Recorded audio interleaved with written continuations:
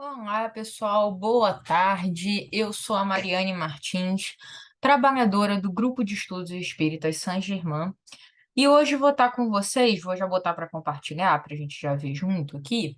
É, Eu vou estar com vocês fazendo hoje o nosso 25º estudo do ESG, do nosso estudo sistematizado da doutrina espírita.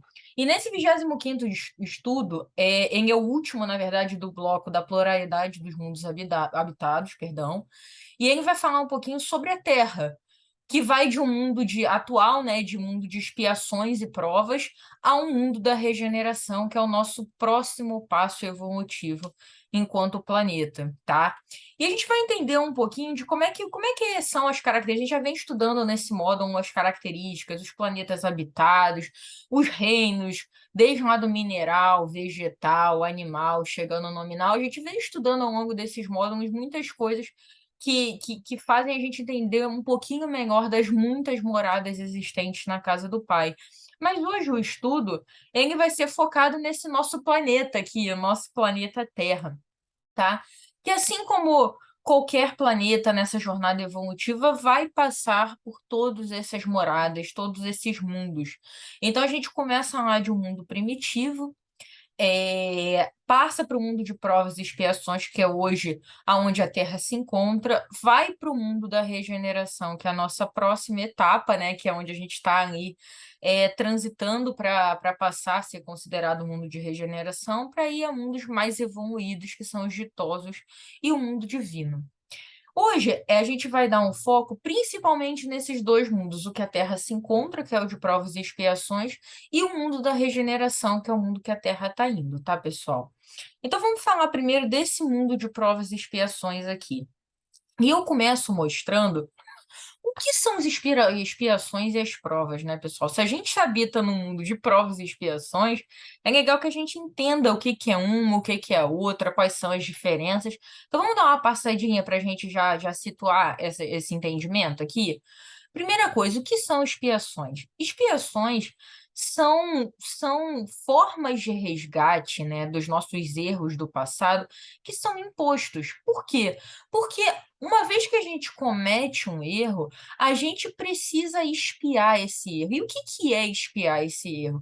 É você enfrentar as consequências desse erro, tendo a oportunidade de se arrepender, de entender o que que aquilo trouxe e de expiar, de reparar aquela falta cometida. Então, as expiações, elas são impostas em função desses erros, eles são os enfrentamentos das consequências daquele ato, daquela falha, daquela conduta que não foi bacana, e eles são principalmente oportunidades de se arrepender e reparar essas faltas que foram cometidas. São as provas. As provas, elas são escolhas que a gente faz de situações que a gente vai passar para consolidar um determinado aprendizado e testar a nossa capacidade em relação àquele tema. O que que eu quero dizer com isso? Nas expiações, a gente está falando um pouquinho de resgate de faltas cometidas, e a gente tem que resgatar, por isso essa imposição.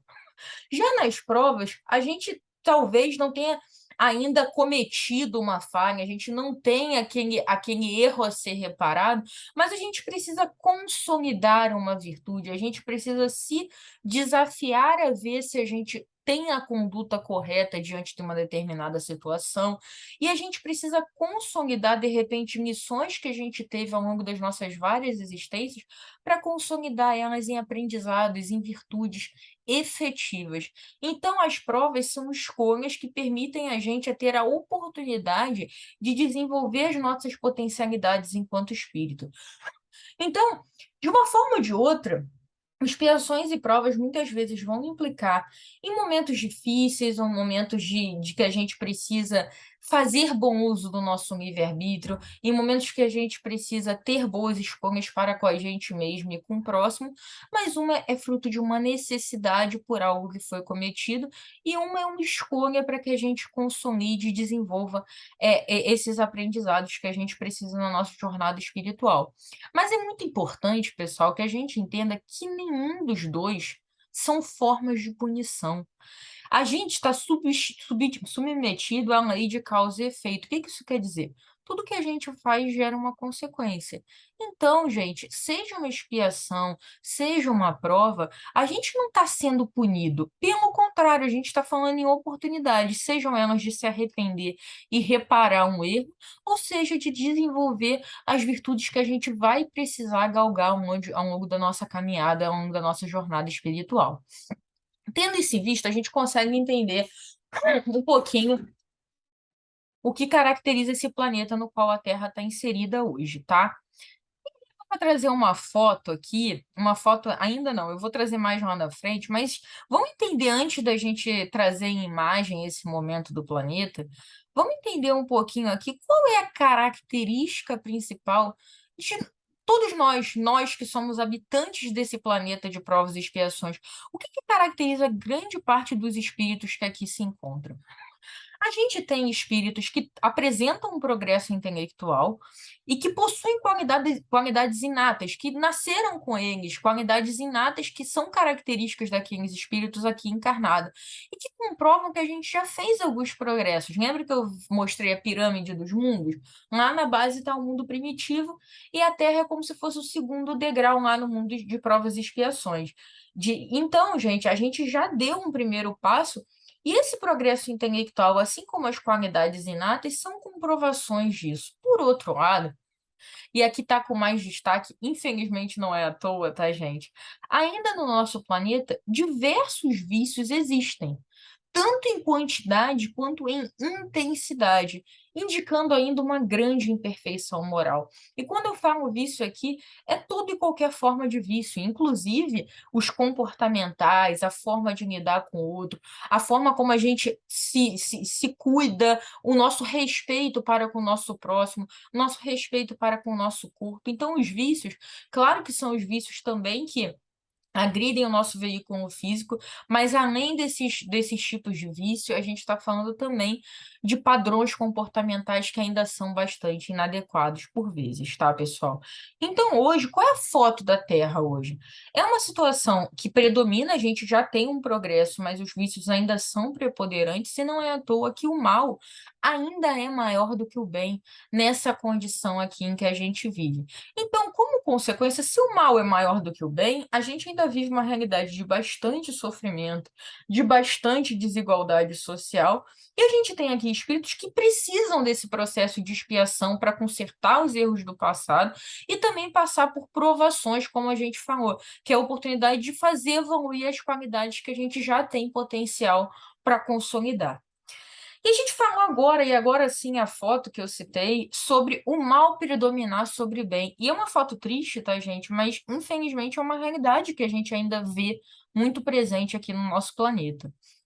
Então, eu trago aqui esse trechinho que é retirado do livro do Evangelho segundo o Espiritismo, capítulo 3, item 4, escrito por Allan Kardec, que fala: a Terra pertence à categoria dos mundos de expiações e provas, razão porque vive aí o homem a braços com tantas misérias. Então a gente vê uma série de figuras que trazem uma dor, trazem um aperto no coração, de crianças passando fome, de pessoas adoecidas, de pessoas afundadas nos vícios, das drogas, do álcool, das mais diferentes formas de compulsão, pessoas morando na rua, recolhendo um lixo, não tendo um mínimo para conseguir ter uma qualidade de vida, os grandes lixos espalhados pela nossa né, natureza, seja a poluição do ambiente das mais variadas formas, pessoas brigando por razões que entrando em verdadeiros conflitos por coisas que não definitivamente não valem a pena. Então, assim, a gente ainda vê muita dor presente. E essa dor, eu vou voltar aqui, é o que a gente diz aqui, é consequência. A partir do momento que o mal predomina sobre o bem, o sofrimento e a desigualdade ainda se faz muito presente. Só que, assim, a boa notícia é que a gente está numa jornada de evolução. E isso é muito legal de falar, porque uma vez consolidada uma virtude, uma vez consolidado um padrão de comportamento melhor, isso não volta atrás, isso também funciona para o nosso planeta. Se há muitas moradas na casa do meu pai, o planeta Terra está evoluindo para ir para um momento de regeneração. E cabe a nós, espíritos aqui encarnados, continuar evoluindo também, para que a gente também dê o próximo passo, porque a Terra ela vai evoluir. A Terra vai se tornar, dentro de algum tempo, um planeta de regeneração. E cabe a gente, enquanto espírito aqui habitante, também procurar a nossa evolução para que a gente dê esse próximo passo para um mundo melhor, junto com o planeta Terra.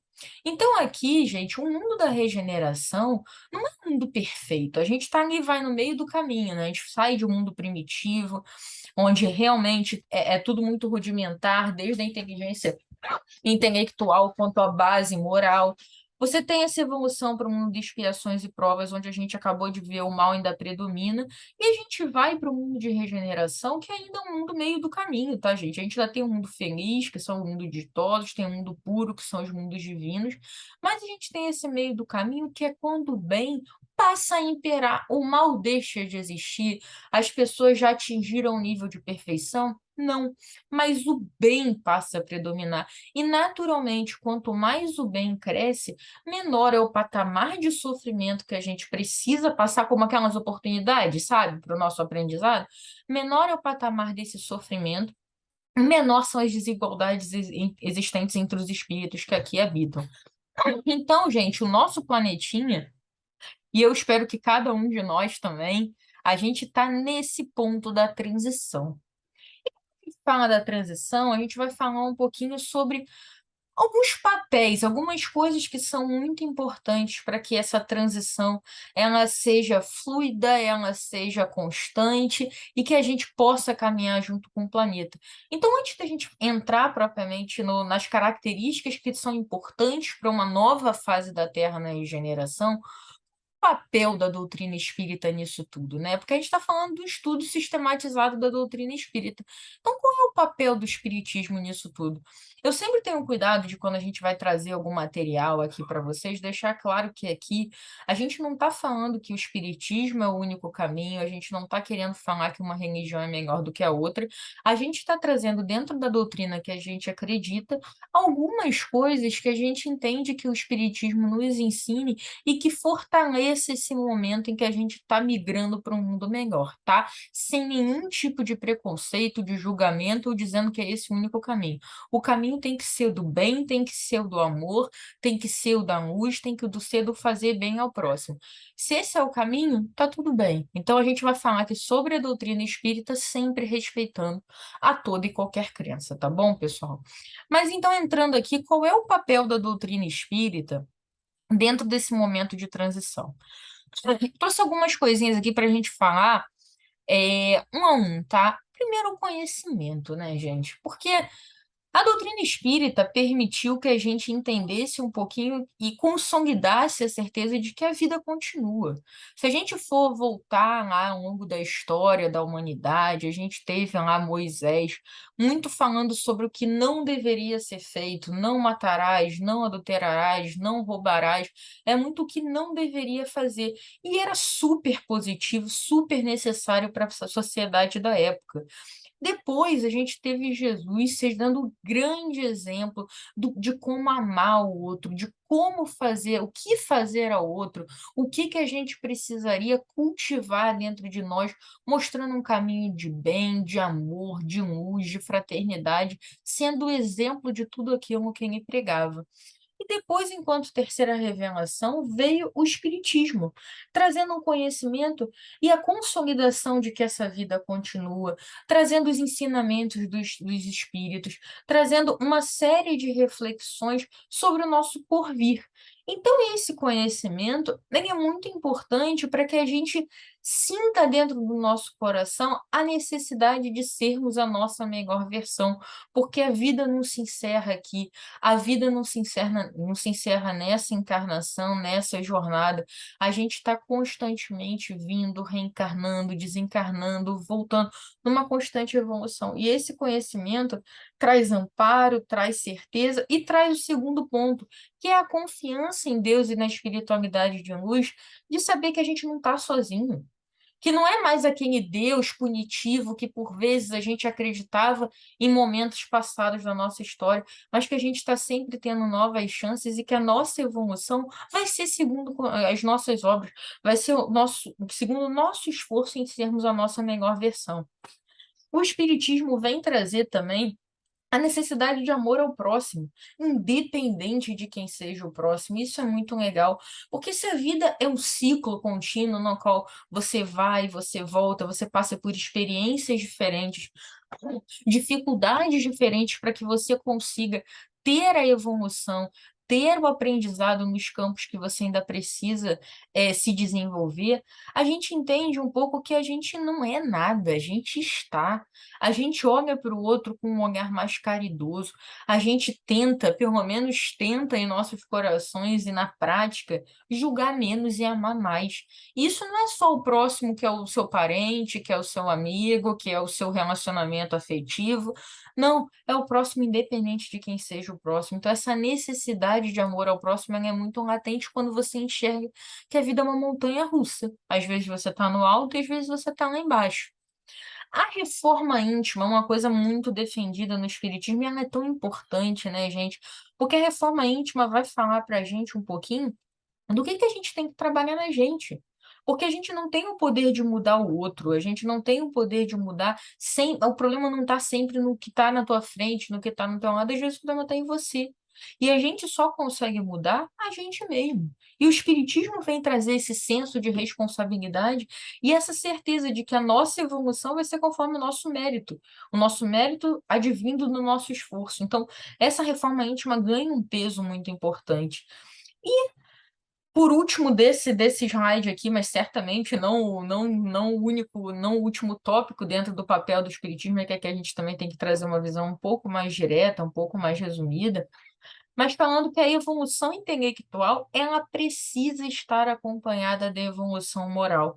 E aí, sem me aprofundar, porque eu acho que isso é tema de uma outra aula, mas para a gente não cair no erro dos muitos espíritos que habitaram Capela e que, quando Capela evoluiu para um mundo mais avançado, não conseguiram acompanhar o planeta e precisaram habitar em mundos ainda atrás na escala de evolução. Por quê? Porque o progresso moral já existia, moral não, perdão, o progresso intelectual já existia, havia muita inteligência, né, de intelecto, porém a moral ainda estava muito abaixo, ainda não estava acompanhando. Então eles precisaram encarnar em mundos ainda menos evoluídos para que essa perna da asa moral se desenvolvesse. Então, o Espiritismo vem trazer esse conhecimento para que a gente não seja agora um novo habitante de Capela, agora na Terra, né? Um habitante que vai acabar não acompanhando essa evolução do planeta por ainda precisar tanto desenvolver a parte moral. Então, o Espiritismo vem trazer esses e outros diversos ensinamentos que vai ajudar nesse processo do mundo da regeneração. Terra indo para a regeneração, eu, você, todos nós tentando seguir o mesmo caminho. E para esse processo, eu vou trazer 4 exemplozinhos aqui de coisas que a gente precisa desenvolver, tá, gente? Não só, mas com certeza também. A responsabilidade. Agora há pouco, no slide anterior, eu falei sobre conhecimento. O conhecimento ele vem acompanhado de muita responsabilidade, né? Porque quando você sabe de alguma coisa, quando você conhece, quando você acredita, quando você sabe desse ciclo de jornadas encarnatórias, quando a gente sabe que o que a gente faz gera consequências, quando a gente sabe que a gente precisa trabalhar no nosso próprio melhoramento, isso traz muito poder. Só que junto com muito poder vem muita responsabilidade. O poder de você reescrever a sua história, de você mudar hoje o seu comportamento, trazendo consequências benéficas para a sua jornada, agora e no porvir. Mas essa responsabilidade de saber também que Muitas vezes escolher o caminho errado, tendo conhecimento, traz mais responsabilidade, porque você não pode comparar, vamos dar uma analogia aqui, uma criança cometendo erro não é equivalente a um adulto. Alguém que não saiba do peso do que está fazendo não é equivalente a alguém que tenha consciência disso. Então, junto com esse conhecimento, a gente precisa ser cada vez mais responsável por aquilo que a gente faz. Sabedoria, junto com a regeneração vem sabedoria, e sempre, sempre que eu leio a palavra sabedoria, me vem a prece da serenidade na mente, que vai falar para a gente ter serenidade para aceitar as coisas que a gente não pode modificar e coragem para modificar aquelas que a gente pode. A sabedoria vem justamente da gente saber quando precisamos ser serenos e quando precisamos ser corajosos, para que a gente não caia num universo de ressentimento, de revolta, de culpa, de insatisfação que acontece quando essa serenidade de achar que você nunca pode passar por nada que seja difícil, ruim, essa revolta, esse sentimento tão ruim vem, que a gente possa ter a serenidade para não cair nesse abismo. E, ao mesmo tempo, ter a coragem de saber que a gente também tem que fazer a nossa parte, e não ficar, não, mas se aconteceu é porque tinha que acontecer e tal. Não, se aconteceu era porque tinha que acontecer, mas eu não gostei do que aconteceu. Então, como é que eu posso fazer diferente daqui para frente? Como é que eu posso seguir Jesus e falar, vá e não volte a pecar?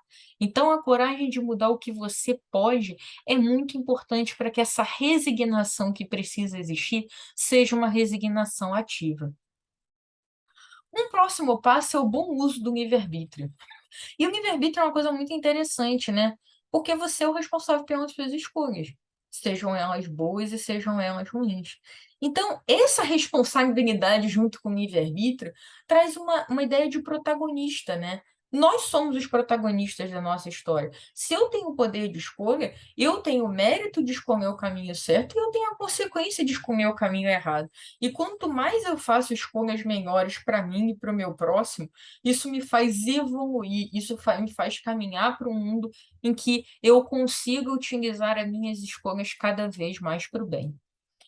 E por último desse slide, mas definitivamente não menos importante, a gente está falando sobre o amor. A gente falou agora há pouco do amor ao próximo, independente de quem seja o próximo, e o amor enquanto caridade, enquanto olhar para o outro e você deixar de, não, se eu não faço o mal, tá bom. Não, é fazer o bem, é ser ativo no bem. Porque muitas vezes, na condição atual que a gente se encontra, se a gente não faz nada de errado, a gente acha que tá ótimo. Só que a gente precisa virar uma chave. Claro que não fazer nada de errado é ótimo, mas assim, é o mínimo. O não fazer nada de errado é o mínimo que se espera. Por que que a gente agora não pode dar o próximo passo para fazer coisas certas, coisas boas, coisas caridosas para com o nosso próximo? É uma viradinha de chave de sair do eu não faço mal para eu faço bem. Viu como é que é diferente? E aí, eu trago também esse outro exemplo aqui do livro Evangelho segundo o Espiritismo, no capítulo 17, item 4, escrito por Allan Kardec, que fala: a caridade é a salvação. O capítulo é a caridade é a salvação. Reconhece o verdadeiro espírita, o verdadeiro ser humano, pela sua transformação moral e pelos esforços que emprega para domar suas más inclinações. Reconhece o verdadeiro homem de bem, gente, que sai daquela primeira figura de tanta dor, de tanta desolação, para a verdadeira caridade, a caridade para com todo mundo, a caridade com os idosos, a caridade com as crianças, a caridade com pessoas de qualquer credo, de qualquer raça, em qualquer circunstância, a caridade para com a vida nas suas mais diferentes formas, aqui representado pelos animais, independente da sua nacionalidade, da sua crença, da sua cor, da sua fé, independente, é o bem praticado enquanto ação, ação ativa de amar o outro. A caridade é o caminho da salvação e certamente cada vez mais presente em um mundo que é caracterizado mais pelo bem do que pelo mal. Então, a caridade é muito mais presente. Então, quando a gente fala, tá, gente, de um mundo indo, do planeta Terra, indo do mundo de expiações e provas para o mundo de regeneração, é como se a gente diminuísse muito esse patamar de desigualdade, de sofrimento, de revolta, de julgamento, de preconceito, de indiferença. que é tão triste você ser indiferente à dor do outro, gente. A gente diminui esse patamar e cresce o patamar do conhecimento com responsabilidade, com boas escolhas, com uma resignação ativa, com um amor ativo, aquele que faz pelo outro, que faz por amor e que se entrega no seu próprio processo de evolução. Isso é o que caracteriza a evolução da Terra enquanto planeta e de todos os seus futuros habitantes, no qual eu espero estar e espero que cada um de vocês esteja também. E para fechar a nossa aula de hoje, eu queria fechar com essa mensagem e a representação de Jesus ensinando a tantos, independente de qualquer característica, ele ensinava a todos aqueles que se dispusessem a ouvir. E eu queria encerrar a aula de hoje falando essa mensagem curtinha, mas muito rica de significado. Nós estamos aqui para sarar, não para ferir. A gente está aqui para ser amor, para ser cura, e não para ser aquele que machuca, aquele que ofende. A gente está aqui para amar e não para odiar, tirar essa revolta do coração, esse julgamento e ser amor. A gente está aqui para criar novas formas de evoluir enquanto sociedade, enquanto humanidade, enquanto espírito, e não se destruir, e não destruir o próximo, e não destruir o planeta. Esse certamente é um caminho para a gente ir para o mundo da regeneração. E eu espero que esse processo ele seja o melhor possível para o nosso planeta, para todos nós, e que a gente possa tentar o nosso melhor hoje e sempre para evoluir nessa jornada que ainda iremos dar tantos passos, mas que certamente o passo da regeneração será um grande e um momento muito importante para nós, enquanto espíritos e enquanto habitantes desse planeta Terra. Pessoal, a aula de hoje é sobre isso. Eu fico à disposição para qualquer dúvida, para qualquer troca, para qualquer comentário. Todos os trabalhadores do Grupo de Estudos Espíritas São Germán também, eu tenho certeza. Qualquer coisa, entre em contato conosco em qualquer um dos canais das nossas redes sociais ou até aqui embaixo no próprio vídeo, tá, da aula de hoje. Um grande beijo a todos vocês e uma boa tarde.